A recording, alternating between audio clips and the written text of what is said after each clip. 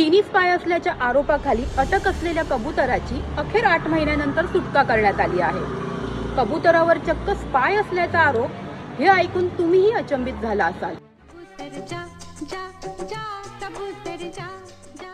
एकेकाळी प्रेमाचा संदेश देणारा कबूतर आज सापडला आहे चीनी हेरगीर असल्याच्या संशयात। या कबुतराला मे 2023 मध्ये चेंबूरमधील पीरपौ जेट्टीजवळ आरसीएफ पोलिसांनी पकडले होते।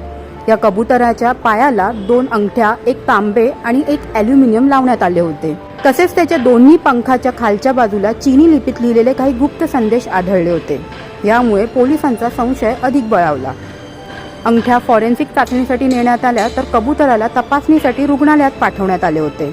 अटकेत असलेल्या या कबुतराची अखेर पेटा इंडियाच्या हस्तक्षेपानंतर सुटका करण्यात आली। कबुतराने तैवानमधील एका शर्यतीत भाग घेतला होता। अशाच एका कार्यक्रमात त्याला देशाबाहेर